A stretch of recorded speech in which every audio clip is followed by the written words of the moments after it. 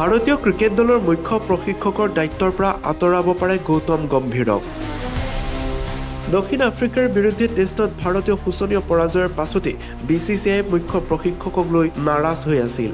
তাৰ পাছত এবাৰ ডাঙৰ সিদ্ধান্ত লোৱাৰ সম্ভাৱনা আছে। ইতিমধ্যে গৌতম গম্ভীৰে 2027 চনলৈকে ভাৰতীয় ক্ৰিকেট দলৰ মুখ্য প্ৰশিক্ষকৰ দায়িত্ব ল'ব বুলি চুক্তিবদ্ধ কৰা আছে। তাৰ সমান্তৰালকৈ দক্ষিণ আফ্ৰিকাৰ বিৰুদ্ধে 2-0 ভাৰতীয় ক্ৰিকেট দলটো পৰাস্ত হোৱাৰ পাছতেই এতিয়া চৰ্চালৈ আহিছে পৰিৱৰ্তন হ'ব নেকি ভাৰতীয় ক্ৰিকেট দলৰ মুখ্য প্ৰশিক্ষক। সেই সন্দৰ্ভত আজি BCCI বেংগালুৰুত এক গুৰুত্বপূৰ্ণ বৈঠক অনুষ্ঠিত হ'ব। এই বৈঠকতে সিদ্ধান্ত ল'ব কোন হ'ব ভাৰতীয় ক্ৰিকেট দলৰ মুখ্য প্ৰশিক্ষক। চৰ্চালৈ আহিছে ভাৰতীয় ক্ৰিকেট দলৰ অৰ্থাৎ T20 আৰু ODI ফৰ্মেটৰ বাবে মুখ্য প্ৰশিক্ষকৰ দায়িত্বত থাকিব গৌতম গম্ভীৰ।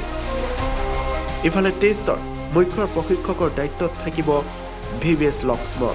এইদৰে চৰ্চা চলিছে BCCI ভিতৰচোৱা।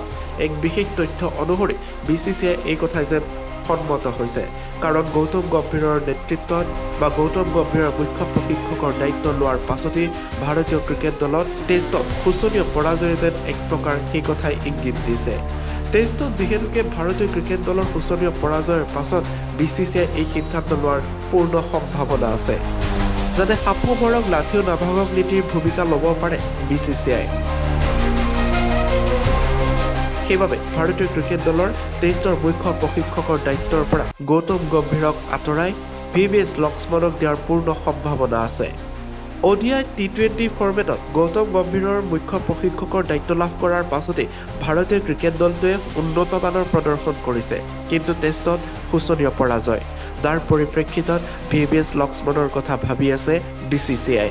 সেই সূত্ৰে আজি বিশেষ আলোচনা হ'ব বেংগালুৰুত।